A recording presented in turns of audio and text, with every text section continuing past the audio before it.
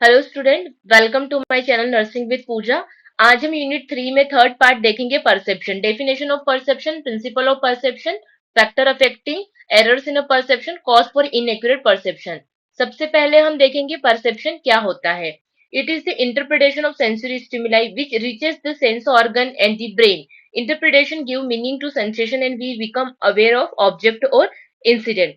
Perception का मतलब होता है एनवायरनमेंट में प्रेजेंट कोई भी स्टिमुलाई, ऑब्जेक्ट या एक्शन, उसको क्या होता है कि हमारे जो सेंसरी स्टिमुलस होते हैं, जो हमारे सेंस ऑर्गन्स होते हैं, उस एक्शन को या उस स्टिमुलाई को क्या करते हैं, रिसीव करते हैं, हमारे ब्रेन तक पहुंचाते हैं। वहां पे उस इंफॉर्मेशन का एनालिसिस होता है, इंटरप्रिटेशन होता है, और हमारा ब्रेन फिर हमको मैसेज पास करता है और हम उस ऑब्जेक्ट से या उस सब्जेक्ट से या उस इंसिडेंट से क्या होते हैं, अवेयर होते हैं। तो पूरी इन्वायरमेंट में कोई भी चीज प्रेजेंट है, उसकी इंफॉर्मेशन को गैदर करके उस चीज को पहचानना, उसको आइडेंटिफाई करना, ये पूरी प्रोसेस क्या होती है, परसेप्शन होती है।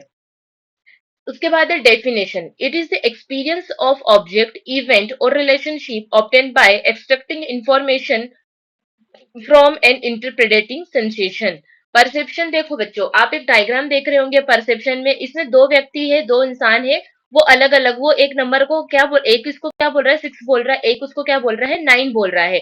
तो क्या होता है कि हमने किसी भी, मान लो डिजिट को 6 को देखा हमने, और क्या हुआ, सेंस मेरी आंखों ने देखा, मेरे ब्रेन ने उसका एनालिसिस किया, और फिर मैंने उसका क्या रिस्पॉन्स किया कि ये क्या, इसको परसीव किया, इसको एक्सेप्ट किया कि ये क्या लिखा हुआ है, 6 लिखा हुआ है। तो परसेप्शन क्या है, किसी भी इवेंट, रिलेशनशिप और ऑब्जेक्ट को लेके जो हमारे एक्सपीरियंस है, उससे हम इंफॉर्मेशन को गैदर करते हैं, हमारे सेंस ऑर्गन उसको इंटरप्रेट करते हैं, उसका एनालिसिस करते हैं, और हमको एक एग्जैक्ट इंफॉर्मेशन, एक इंफॉर्मेशन कलेक्ट करके वो हमको देते हैं। ये होता है perception. Perception is an individual awareness aspect of behavior, for it is the way each person processes the raw data he receives from the environment into the meaningful pattern. Perception क्या है? परसेप्शन है कि अपने past experience को निकाल के या हमारे बिहेवियर के बेस पे हम क्या करते हैं, कोई भी रॉ डाटा इन्वायरमेंट से लेते हैं, और हमारा ब्रेन उसको क्या करता है, प्रोसेस करता है, और हम उसको एक मीनिंगफुल पैटर्न में रिसीव करते हैं, परसीव करते हैं, उसको देखते हैं। जैसे कि अगर एक ग्लास रखा हुआ है किसी टेबल पे, तो आप उसको कैसे पता करते हो कि एक ग्लास है, तो क्या होगा, जैसे ही आपने आपकी, ये बहुत ही कुछ सेकंड्स में होने वाली प्रोसेस है, लेकिन मैं इसको आपको इस तरीके से समझाती हूँ कि जैसे आपने ग्लास को देखा, आपकी आंखों ने ग्लास को देखा, आपके ब्रेन को मैसेज पहुंचा, वहां पे आपका ब्रेन ने एनालिसिस किया पास्ट बिहेवियर, पास्ट इंफॉर्मेशन के बेस पे कि हाँ इसको ग्लास बोलते हैं, और आपने क्या परसीव किया, आपने क्या रिस्पॉन्स किया इन्वायरमेंट में, रॉ डाटा आपने कलेक्ट किया, फिर उसका आपके ब्रेन ने एनालिसिस किया, और आपने मीनिंगफुल पैटर्न में क्या देखा कि हाँ वहां पे एक ग्लास रखा हुआ है ना। तो ये जो पूरी प्रोसेस है, आपने किसी ऑब्जेक्ट को जो परसीव किया, जो देखा, उसको पहचाना, उस प्रोसेस को हम क्या बोलते हैं, परसेप्शन बोलते हैं। ऐसे ही सेम रिलेशनशिप्स में, आपकी दोस्त आपको मार्केट में कहीं मिलती है, आपने उसको देखा, आपके ब्रेन ने मेमोरी में गया, उसको याद किया कि ये मेरी फ्रेंड है, और आपने रिस्पॉन्स किया, आपने उसको देख के स्माइल किया, आपने उससे बात की। तो ये पूरी रॉ डाटा को हमने कलेक्ट किया, उसको एनालिसिस किया, और एक मीनिंगफुल पैटर्न में निकाला। इस पूरी प्रोसेस को हम क्या कहते हैं, परसेप्शन कहते हैं। ठीक है। नेक्स्ट है प्रिंसिपल ऑफ परसेप्शन। तो प्रिंसिपल ऑफ परसेप्शन के एट प्रिंसिपल है टोटल परसेप्शन के, हम वन बाय वन इनको डील करेंगे।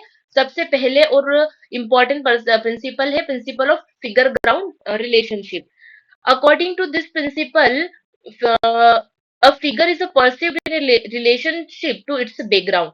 The perception of the object or figure in terms of color, size, shape, and intensity, etc., depends upon the figure ground relationship. Students, इस relationship, इस principal के according कोई भी object को हम उसके जो ग्राउंड है और जो फिगर है, उनके रिलेशनशिप को आपस में परसीव करते हैं। जैसे कि ये डायग्राम है, या इसमें क्या रखा हुआ है, एक पॉट रखा हुआ है, ब्लैक ब्लैक, जो अगर आपको देख पाएंगे तो पॉट रखा है। अब कोई से क्या कहेगा कि नहीं ये दो ह्यूमन है, उनके फेसेस है, वो दोनों को एक दूसरे को आमने सामने देख रहे हैं।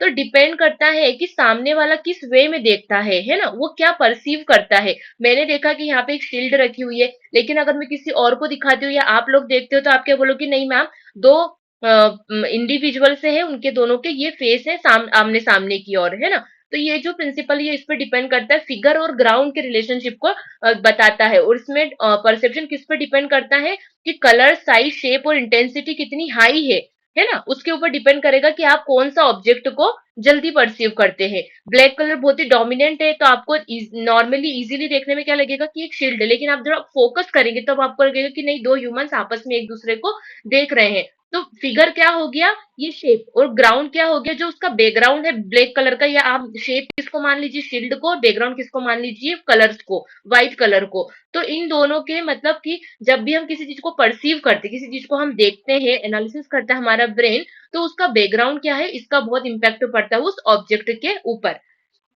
We perceive a figure against a background or background against a figure, depending upon the characteristics of the perceiver as well as the relative strength of the figure or ground। तो हम कोई भी, मैंने जैसे कि बताया, कोई भी हम अगर फिगर को देखते हैं तो वो बहुत ज्यादा डिपेंड करता है किसके ऊपर, उसके बैकग्राउंड के ऊपर डिपेंड करता है, फिगर का क्या शेप है उसके पे भी डिपेंड करता है। उसके साथ साथ जो परसीव करने वाला है, जो देखने वाला है, उसकी स्ट्रेंथ पे भी डिपेंड करता है कि वो उस चीज को किस तरीके से देख रहा है। वो फिगर पे फोकस कर रहा है या बैकग्राउंड पे फोकस कर रहा है, उसके ऊपर भी डिपेंड करता है। तो ये है principle of figure ground relationship. Next is principle of closure. According to this principle, by confronting an incomplete pattern, one tend to complete or close the pattern or fill in sensory gap and perceive it a meaningful whole। इस principal के according जब भी हम कोई incomplete pattern देखते हैं तो हमारा माइंड क्या करता है, जो हमारी सेंसरी ऑर्गन्स होते हैं वो क्या करते हैं, उस गैप को फील करके एक मीनिंगफुल क्या बोल सकते हैं, मीनिंगफुल पैटर्न उसका निकाल लेते हैं। जैसे कि एग्जांपल के लिए ये डायग्राम दिख रहा है ना? तो इसमें क्या है, स्क्वायर बना है, राउंड बना है, ट्रायंगल बना है, लेकिन ये कहीं कहीं इनकम्प्लीट है। लेकिन आपका ब्रेन ऐसा नहीं देखेगा कि ये कुछ डिजाइन बना है, ये बीच बीच में इनकम्प्लीट। आप इसको क्या परसीव करोगे, किस तरीके से देखोगे कि ये एक स्क्वायर है, एक ये सर्कल है, ये लॉयन है, लास्ट वाला जो पिक्चर है ना? तो हमारा ब्रेन क्या करता है, ये हमारा एक प्रिंसिपल ऑफ क्लोजर का मतलब यही है यहाँ पे, कि जो हमारा ब्रेन, जो हमारी सेंसरी ऑर्गन क्या है, वो खाली जो ब्लैंक है, जो होल है, या जो इनकम्प्लीट पैटर्न है, उसको कंप्लीट करके हमारे ब्रेन हमको एक क्या कंप्लीट पैटर्न, एक मीनिंगफुल स्टिमुलाई देता है।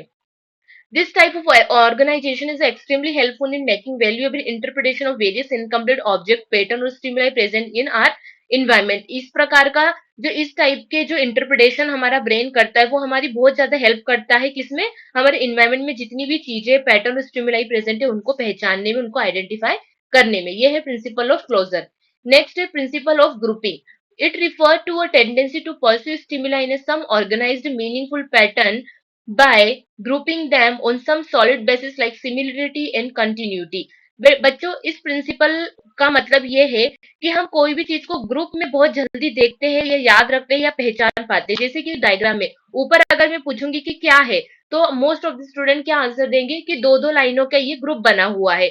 सेकेंड डायग्राम में क्या है, ये बोलेंगे आप कि दो लाइन, एक कर्व बना हुआ है। ऐसा नहीं बोलेंगे कि तीन हाफ हाफ मैंने सर्कल, आपने तीन या चार हाफ सर्कल रखे हुए, नहीं। क्या है, ये एक ग्रुप है, एक लाइन है, उसके ऊपर कर्व से दूसरी लाइन जा रही है, हम यही बोलेंगे। तो इस प्रिंसिपल का कॉन्सेप्ट यही है, मीनिंग यही है कि हम किसी भी चीजों को, अगर कोई भी स्टिमुलाई प्रेजेंट है, तो हम उसको ग्रुप में जल्दी से क्या करते हैं, एकदम परफॉर्म करते हैं। हमारा ब्रेन उसको किस में परसीव करता है, किस में रखता है, किस में देखता है, ग्रुप फॉर्म में देखता है। नेक्स्ट है principle of context.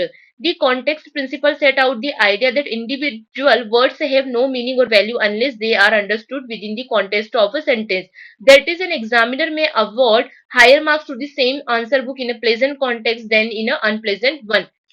We have a tendency to perceive, we have the tendency to perceive in a beautiful manner, है ना? क्या होता है कि अगर कोई भी चीज बहुत ही ब्यूटीफुली अगर आपने रखी हुई है, तो जैसे कि शब्दों का, अगर आप कुछ भी जब तक आप शब्दों को एक ही ब्यूटीफुल सेंटेंस में या एक अच्छी लाइन में नहीं बोलेंगे, कोई भी आप वो उस बात को आपके द्वारा नहीं, दूसरों कोई भी उसको समझ नहीं पाएगा। जैसे कि इसमें एक एग्जांपल दिया है कि अगर आपने सेम आंसर सबने लिखा है एक कॉपी में, कि कोई भी क्वेश्चन जिसका आंसर लिखा है, तो सीधी बनी हुई बात है कि जिसने बहुत ही अच्छे से आंसर को परफॉर्म किया होगा, लिखा होगा सुंदर हैंडराइटिंग में, उसको बहुत ज्यादा नंबर मिलेंगे इन कंपैरिजन टू जिसने अच्छे से नहीं लिखा होगा। तो इस प्रिंसिपल का ये मतलब है कि कोई भी चीज जिसको हम इतने अच्छे से किसी के सामने परफॉर्म करेंगे, रखेंगे, दिखाएंगे, हमको उतने अच्छे से मार्क्स मिलेंगे और कोई भी उसको उतनी इजीली गेन कर लेगा। तो प्रेजेंस किस तरीके से हम प्रेजेंट करते हैं किसी के सामने, इस पे बहुत डिपेंड करता है कि सामने वाला उस चीज को याद रखेगा या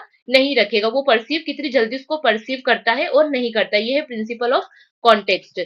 Next is principle of simplicity. We perceive the simplest possible pattern because they enable to perceive or to perceive the whole from some of its part. Simple चीजों को याद रखना बहुत ही इजी होता है, इसलिए इस प्रिंसिपल का यही कॉन्सेप्ट है कि जो चीजें जितनी सिंपल होगी, जितनी इजीली कल होगी, वो उसको याद रखना उतना ही ये इजी होगा। जैसे कि ये डायग्राम, अगर इसकी जगह में मल्टीपल कलर्स वाला कोई बहुत ही डिफिकल्ट डायग्राम लगा देती वो आपको शायद नहीं याद रहता, लेकिन आप जब भी प्रिंसिपल ऑफ सिंपलिसिटी ये रिमेम्बर करेंगे, याद करेंगे, तो ये डायग्राम आपको इजीली याद हो जाएगा। तो सिंपल चीजों को परसीव करना, याद रखना बहुत ही इजी होता है।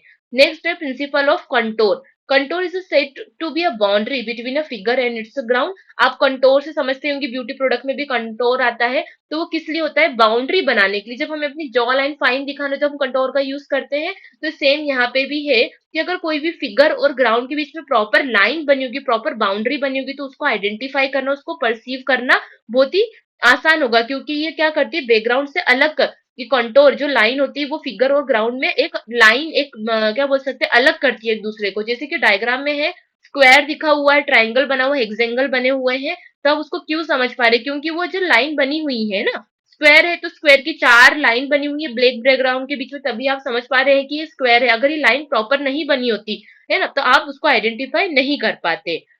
The degree of quality of this contour separating the figure from the ground is responsible for enabling us to organize stimuli or object into meaningful pattern। तो प्रिंसिपल ऑफ कॉन्टोर हमें यही बताता है कि बाउंड्री जितनी beautiful तरीके से बनी होगी, किसी भी चीज को याद रखना उतना आसान होगा। ये कॉन्टोर हमको क्या करता है, एक मीनिंगफुल पैटर्न देने में हेल्प करता है, हमारे ब्रेन को एक मीनिंगफुल पैटर्न रिसीव करने में हेल्प करता है। नेक्स्ट है principle of contrast. Perceptual organization is very much affected through contrast effect, as the stimuli that are in sharp contrast to nearby stimuli may draw our maximum attention and carry different perceptual effect। Principle of contrast का मतलब भी देखिए, जैसे diagram में आप देख रहे हैं दोनों रेड सर्कल है, लेकिन कॉन्ट्रास्ट का मतलब होता है अपोजिट में। अपोजिट में क्या चीज रखी हुई है, उससे सेम ऑब्जेक्ट का परसीव करने पे बहुत इफेक्ट पड़ता है। जैसे कि ये एक दोनों रेड सर्कल सेम साइज के, सेम शेप के हैं, लेकिन ये ग्रीन डॉट छोटा हो जाने से वो बहुत ही क्या हो रहा है, आपको एकदम इफेक्टिव तरीके से दिख रहा है, अलग ही शो हो रहा है। लेकिन ये साइड वाले डायग्राम में क्या, वो छोटा है और बाकी सब बड़े, तो आपका ध्यान जल्दी से उसमें नहीं जा रहा है। तो कॉन्ट्रास्ट में चीजें कितनी होती है, उस पे हमारा जो ब्रेन है उतनी जल्दी रिएक्ट करता है और हम चीजों को उतनी आसानी से परसीव करते हैं। तो ये है प्रिंसिपल ऑफ कॉन्ट्रास्ट। नेक्स्ट है principle of adaptability. The perceptual organization for some stimuli depend upon the adaptability of the perceiver to perceive similar stimuli. An individual who adapts himself to work before an intense bright light will perceive normal sunlight as a quite dim।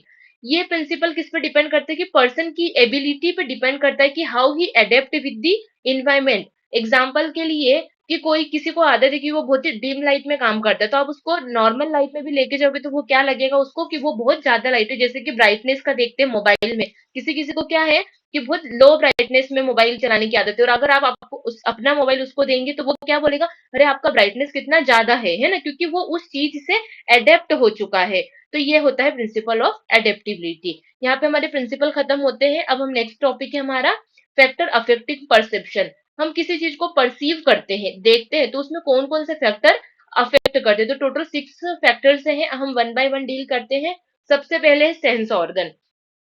तो perception depends upon the sense organ or receptors on which the stimuli act and sensory neurons which transmit the nerve current from the receptor to the sensory area of the brain. जो हमारे sense organ होते हैं, देखो जब तक हम किसी object को देखेंगे नहीं या कोई आवाज हमें सुनाई नहीं देगी, तो हम उसको अपने ब्रेन तक कैसे पहुंचाएंगे, उसका एनालिसिस कैसे होगा? और जब तक एनालिसिस नहीं होगा तो हम उसको परसीव कैसे करेंगे कि ये क्या है, ये ऑब्जेक्ट क्या रखा हुआ, ये इंसिडेंट क्या है, ये रिलेशनशिप क्या है। तो इसलिए हमारे सेंस ऑर्गन पे बहुत हमारा परसेप्शन डिपेंड करता है। जब तक हमारे सारे सेंस ऑर्गन अगर प्रॉपर काम करेंगे, उनमें नर्व करंट प्रॉपर होगा, तो क्या होगा कि हमें परसेप्शन भी उतनी प्रॉपरली होगा। उसके बाद नेक्स्ट टॉपिक है हमारा brain. Perception depend upon the functioning capacity of sensory area and the association area of the brain. For example, if the auditory area is destroyed, we cannot have auditory perception। यहाँ पे ये है कि कोई भी, मान लो हमारा सेंस ऑर्गन तो अच्छे है, लेकिन हमारे ब्रेन का जो सेंसरी एरिया और जो एसोसिएशन एरिया है उसमें कोई डिफॉर्मिटी है, उसमें कोई प्रॉब्लम है, अल्टरेशन है, तो क्या होगा कि हमारा ब्रेन प्रॉपर वर्क नहीं कर पाएगा। वो तो क्या होगा, सेंस ऑर्गन ने तो रिसीव किया है कि किसी ने आप आवाज लगाई है या आपने देखा है कि वो ग्लास है, लेकिन ग्लास को पहचानने के लिए आपने उसको देखा, आपके सेंस ऑर्गन ने इंफॉर्मेशन रिसीव की, फिर आपके ब्रेन को क्या करना पड़ेगा, सेंसरी एरिया उसको एसोसिएट करेगा। लेकिन अगर वो ब्रेन में फंक्शनिंग में ही कोई अल्टरेशन आ गया तो आपका ब्रेन उसको रिमेम्बर नहीं कर पाएगा, तो आप उसको आइडेंटिफाई, उसको परसीव नहीं कर पाओगे। तो आपका ब्रेन भी इस तरीके से इम्पोर्टेंट रोल प्ले करता है। ठीक है, नेक्स्ट है memory image of the past experience. Memory help us in awareness of the object or stimulus before us. Generally, perception involve the integration of sensory experience in the light of past experience and present psychological conditions. आमतौर पे क्या होता है कि हमारे जो past experiences है और हमारी जो प्रेजेंट साइकोलॉजिकल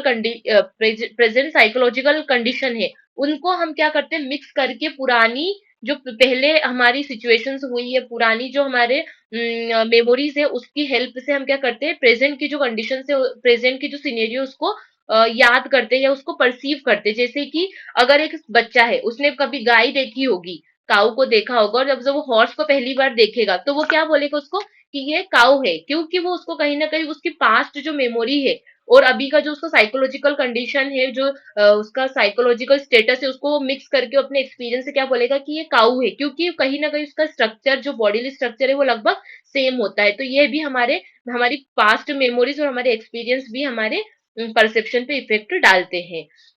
Fourth है present interest and mindset. We perceive those things quickly and clearly which are connected with our interest and mindset. तो इसका यहाँ पे मतलब ये है कि हम उन चीजों को बहुत जल्दी डिटेक्ट करते हैं जो हमारे इंटरेस्ट की होती है और हमारे माइंडसेट के अकॉर्डिंग होती है। जैसे कि अगर कोई बहुत फूडी है, तो अगर आप रील्स देखते हैं इंस्टाग्राम पे, तो कोई बहुत सारी चीजें, रील्स में तो मल्टीपल वीडियोस आते रहते हैं, लेकिन आपका इंटरेस्ट अगर खाने में है और आपको वो रील दिखेगी, तो आप जल्दी से, आपका ध्यान उस पे चले जाएगा। क्यों? क्योंकि आपका वो इंटरेस्ट है, आपको वो खाना पसंद है, आप बहुत फूडी है, इसलिए। तो ये हमारे इंटरेस्ट पे भी हमारा परसेप्शन डिपेंड करता है। उसके अलावा needs and desire, are needs और desire also modify our perception. Besides this, are beliefs, opinion and cultural ideal also modify our perception of thing, situation and object. तो इसका मतलब यहाँ पे ये है कि हमारी नीड्स और डिजायर, जो हमारी ज़रूरतें हैं और जो हमारी डिज़ायर है, उस पे भी हमारा परसेप्शन डिपेंड करता है। उसके साथ-साथ हम किसी भी इंसिडेंट या किसी भी इंडिविजुअल को लेके हमारी रिलीजियन बिलीफ्स क्या है, हमारी ओपिनियन क्या है, हमारे कल्चरल आइडियाज़ क्या है, उस पे भी हमारा परसेप्शन डिपेंड करता है। मान लो कि अगर भीड़ में कहीं अगर आप कहीं जा रहे हो और वहां पे कोई रिलीजियस भजन चल रहा है, तो अगर आप उस कल्चर के हो, उस रिलीजियन के, और आप बिलीव रखते हो, तो क्या होगा, आपको वो मंत्र या वो गाना सुनाई देगा, लेकिन आपको उससे जब कोई मतलब ही नहीं है, तो आप उस पर ध्यान भी नहीं दोगे। हो सकता है आपकी फ्रेंड उस कल्चर की हो, तो वो बोलेगी कि कितना अच्छा भजन चल रहा है या प्रेयर हो रही है ना। तो ये हमारे नीड्स और हमारे डिजायर पे भी हमारा परसेप्शन डिपेंड करता है। उसके बाद है acquired interest. Are acquired interest also determine the object or objects which we perceive. A person who has a hobby of collecting stamps will quickly notice any new stamp on a letter. इसको हम ऐसे समझते हैं कि कोई individual है, उसको stamp collect करना बहुत ही पसंद है, तो जब भी कोई न्यू स्टैम्प आएगा लेटर के ऊपर, तो वो बहुत जल्दी नोटिस कर लेगा। लेकिन अगर किसी को इंटरेस्ट ही नहीं है ये स्टैम्प कलेक्ट करने में, तो आपका ध्यान कभी उस पर जाएगा ही नहीं। तो ऐसा है कि हमारी इंटरेस्ट की चीजों पे, जो हमें पसंद है, उन चीजों पे हमारा परसेप्शन या हमारा ध्यान या हमारा अटेंशन बहुत इजीली उन चीजों की तरफ चले जाता है। तो ये कुछ फैक्टर्स है जो हमारे परसेप्शन को अफेक्ट करते हैं। उसमें है ब्रेन। हमारा ब्रेन प्रॉपर होना चाहिए, वही मैसेज को जो सेंस ऑर्गन इंफॉर्मेशन देगा उसको एनालिसिस करेगा, तो हम प्रॉपर परसीव कर पाएंगे। हमारे सेंस ऑर्गन प्रॉपर होना चाहिए, हमारी मेमोरी प्रॉपर होगी, तो हम चीजों को अच्छी इजीली आइडेंटिफाई करके परसीव कर पाएंगे। उसके बाद में हमारी नीड्स और डिजायर क्या है, उस पे हमारे परसेप्शन डिपेंड करता है, हमारे इंटरेस्ट पे डिपेंड करता है। नेक्स्ट है error in a perception. Perceptual process enable an individual to perceive things accurately and facilitate smooth functioning. However, some errors creep into this process under certain circumstances, leading to impaired perception. These are illusion and hallucination.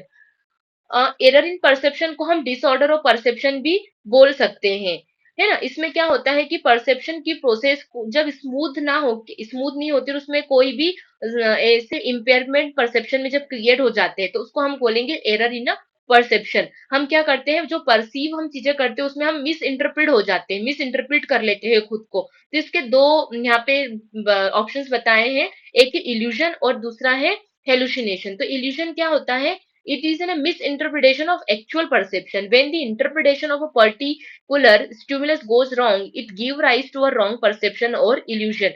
ये exam point of view से illusion और hallucination बहुत ही important है, हमेशा ही exam में ये short form में भी लिखने को आ सकता है। तो इल्यूजन और इल्यूजन का मतलब यहाँ पे क्या है कि जो चीज एक्चुअल में प्रेजेंट है हम उसको वैसे ना परसीव करके क्या करते हैं, मिस इंटरप्रेट करते हैं, गलत तरीके से उसको परसीव कर लेते हैं, है ना। इसमें क्या होता है कि हमारा जो ब्रेन है, हमारा जो माइंड है, वो चीजों को गलत इंटरप्रेट कर लेता है, गलत उनका एनालिसिस कर लेता है और हमें क्या मिलता है, फिर उससे इल्यूजन होता है। इसमें क्या नेक्स्ट है, illusions are caused by inadequacy of our sense organ, distance of the object from the sense organ which perceive it, misleading stimuli in the environment। illusion क्यों कॉज होते हैं, उसके क्या कारण है। तो जब जो ऑब्जेक्ट होता है हमारे आंखों से या हमारे जो भी सेंस ऑर्गन है उससे बहुत दूर होता है, जिसके लिए मैं एग्जांपल देती हूँ कि जैसे किसी ने आपका नाम बुलाया, है ना, किसी ने किसी और का नाम बुलाया, लेकिन आपको क्या लगा, क्योंकि बहुत दूर से आवाज आई है, दूसरे क्लासरूम से इस क्लासरूम में आवाज आई है, तो आपको क्या लगेगा कि किसी ने आपका नाम बुलाया। ये क्या हुआ, ऑडिटरी इल्यूजन हुआ, क्योंकि आपके सेंस ऑर्गन जो आपका कान है उससे वो जो ऑडिटरी आवाज जो है, ऑडिटरी इल्यूजन जिसको हम बोल रहे हैं, उसकी आवाज जो है वो क्या है, बहुत दूर है, तो आपको क्या हुआ, ऑडिटरी इल्यूजन हुआ। सेम है, नाइट के टाइम पे क्या होता है कि अगर बकेट रखी हो और कभी कभी हमको क्या लगता है कि अरे तो कोई बैठा हुआ है ना, तो ये क्या हुआ, विजुअल इल्यूशिनेशन हुआ। इसमें क्या है कि विजुअल इल्यूशन, इल्यूशन का मतलब क्या हुआ कि लाइट की कमी की वजह से बकेट आपने क्या परसीव किया, क्या आपके ब्रेन ने मिस इंटरप्रेट कर लिया कि कोई बैठा हुआ है। जैसे कि ये फ्रेम, ये जो सीनरी मैंने पिक्चर में लगाई है, एक्चुअल में ये एक क्या बोल सकते हैं, नेचुरल फोटो है, अर्थ का पिक्चर है, लेकिन इसमें आपको क्या लगेगा कि एक ओल्ड एज पर्सन देख रहे हैं हमको, है ना। तो ये हमारे ब्रेन ने क्या किया, इसको मिस इंटरप्रिटेशन किया, ये है इल्यूजन। नेक्स्ट है hallucination. It is identified as one of the major error of the perception. These are sensory perception in the absence of any corresponding external sensory stimuli. Hallucination और illusion में क्या difference है, तो illusion में क्या होता है कि हम ऑब्जेक्ट तो प्रेजेंट है लेकिन हम उसको गलत तरीके से मिस इंटरप्रेट करता है हमारा ब्रेन। और हेलुसिनेशन में क्या होता है कि जो सेंसरी परसेप्शन है वो एब्सेंस होता है और हम किसी एक्सटर्नल सेंसरी को क्या करते हैं, एक्चुअल में कोई प्रेजेंट नहीं होती है जो स्टिमुलाई होता है, लेकिन हमारा ब्रेन क्या करता है कि उसको अज्यूम करता है, इमेजिन इमेजिन करता है। इन विच one see or hear something that is not seen or heard by other around him. Hallucination are more common in mentally ill people.